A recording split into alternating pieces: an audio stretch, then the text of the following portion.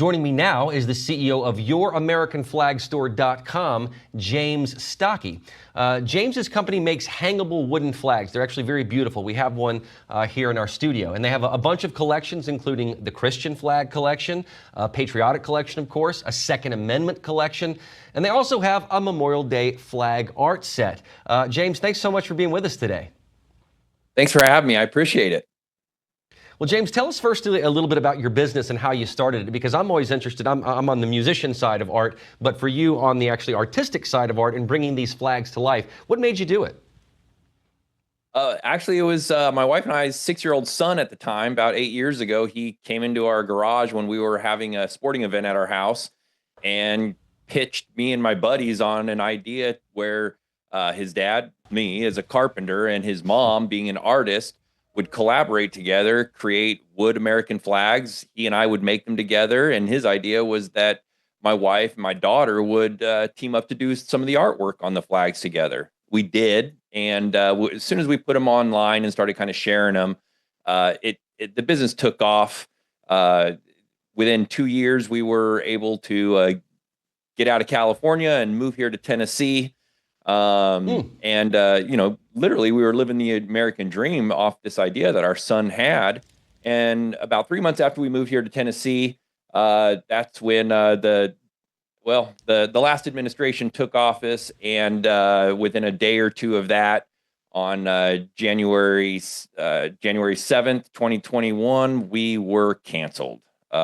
All right, so tell me about that, James, because this is an interesting thing that probably most people watching would know. They'd say, wow, this is a family affair, a great event, a way to bring the family together, create art. How in the world did PayPal freeze your funds in your business e-commerce account and Facebook and these other social media accounts start canceling? What happened?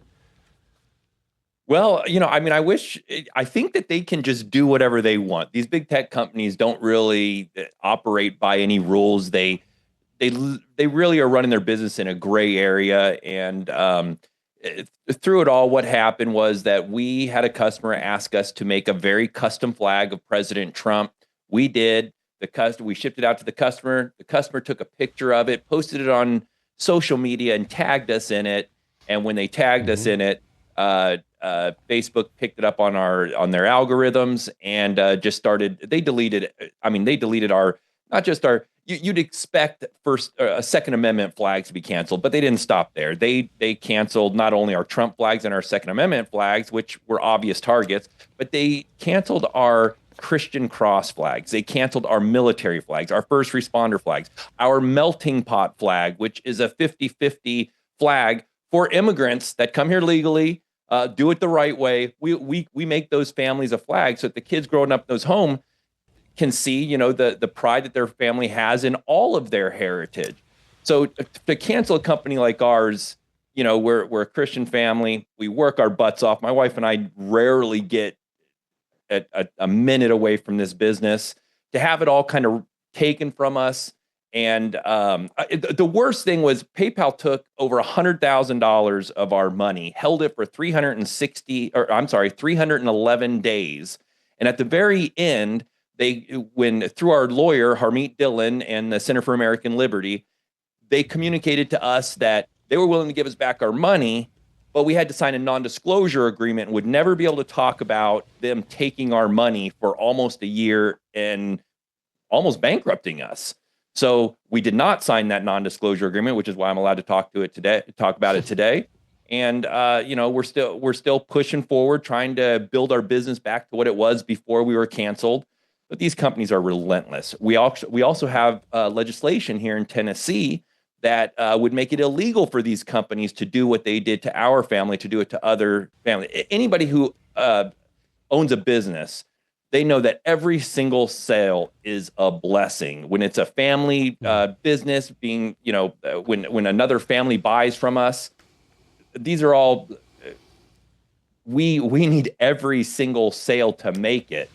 And when these companies I'm not going to say they collaborate, but they all know what each other's doing. So in essence, they'll shut down your banking, they'll shut down your advertising, they'll pull down your website, and all kind of act like, hey, we're just trying to protect the community, when really what they're trying to do is destroy family businesses. And here's a little fact that comes along with that is that about everyone knows that roughly 50% of families get a divorce. What people don't know is that about 60% of families who own a business, when the business fails, that family ends up in a divorce and a broken home, and the kids end up paying the price. So when these social media companies and so-called banking institutions like PayPal put their thumb on the scale and really destroy a family business, they're not destroying only the business. Over 60% of the time, they're destroying that family. So that's why my wife and I have engaged in the legislative process and are trying to get laws to make sure that no family has to go through what we have had to go through the last 4 years. Well, I'm glad you did. That makes sense. I want to bring in my colleague Mike Crispy, who I'm sure has some questions for you as well. Mike, take it away.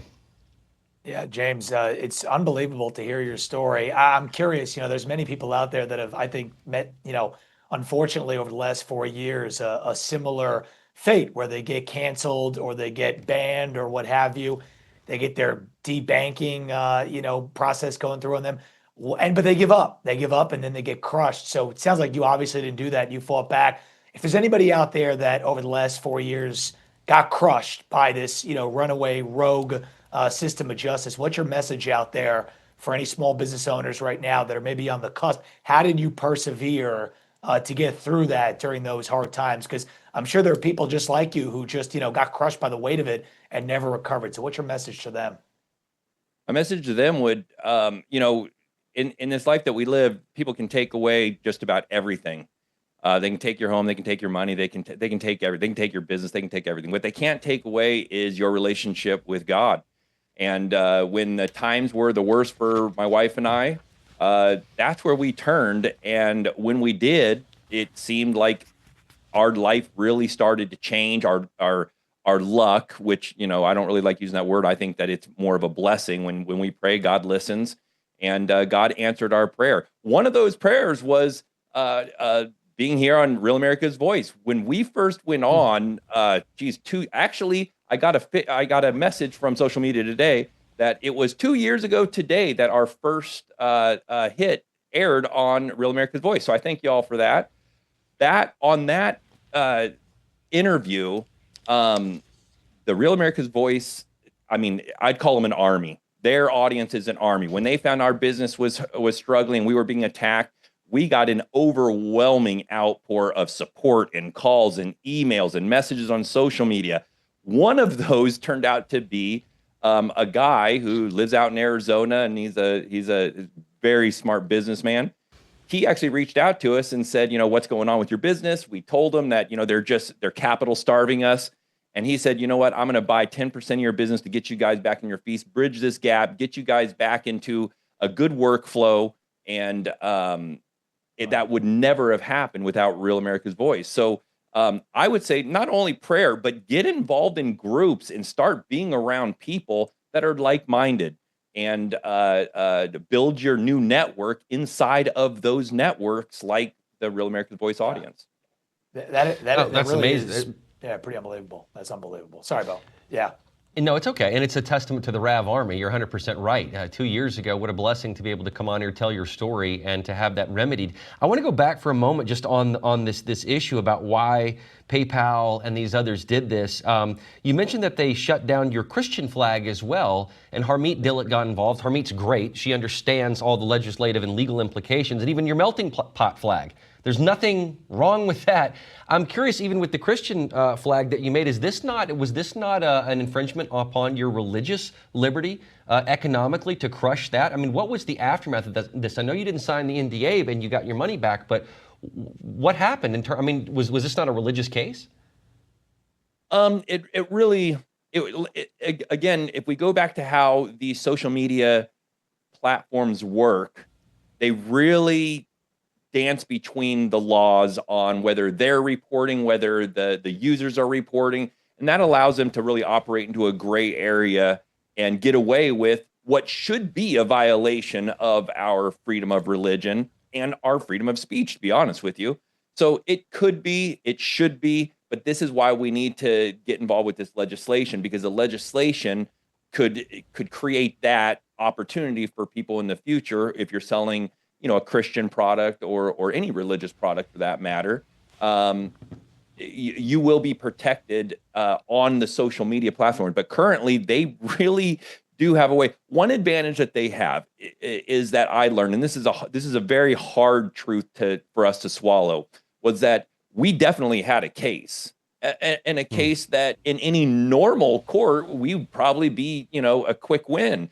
But unfortunately, Facebook and PayPal are in Silicon Valley in Silicon Valley in California, a place which we left because of the corruption and just the outrageous corruption that was in California. Well, if we were to sue either one of those companies, we would be suing them in the Silicon Valley in a court of which they have influence. And by that, what I mean is that they have made donations to political candidates who then have been elected, who then appoint the judges, who then I would be sitting in front of. And Harmeet was very honest with us, and she said, look, we can do it. And she was willing and able to fight for us all the way there. But she said, James, what's going to happen is that we're going to spend tens of thousands, if not hundreds of thousands of dollars to get you there. The judge is going to look at it and they're going to throw it right out of court. It's a corrupt court system. And this is all in absolutely intentional in their kind of their business model. They are allowed to do things to us, and we have no remedy to fight back. Well, you're back in business, and we're really happy about that. We're going to go to a break in a moment, but James, before we go, I want you to address some of the flags that you have, including the Memorial Day kind of special editions that you have. Let our viewers know what you have and where to go to get it, because this is a very special piece of art. Well, you can go to our website, youramericanflagstore.com, and any flag that anybody buys today, we're going to be donating 20% of that flag towards our new foundation, which is youramericanflagfoundation.org. That foundation, we take donations, and what we're going to be doing is providing free flags for fallen officers and military families, American heroes. We've heard from our customers that have unfortunately lost a loved one. And when we make these flags for these family, they're completely custom for that family, personalized for that family. And what we've heard from the widow or the widower of these families is that their kids go to this flag, and it's kind of a point in their home where their lost parent, they can have a conversation with them. We've heard that they kiss the flag on the way out of the door to school in the morning. So we just feel that these flags are just so important for our first responders and our military families who have lost an American hero, to just give that family something to put into their home where there's a presence of that value of service to others will always be in that home to influence those kids, or to be a part of influencing those kids, hopefully for generations to come. Our flags are the highest quality flags. They are handmade from start to finish. All the stars, all the artwork. There's an option where my wife actually paints everything by hand and brush. So what we make is a piece of art to be handed down for generations.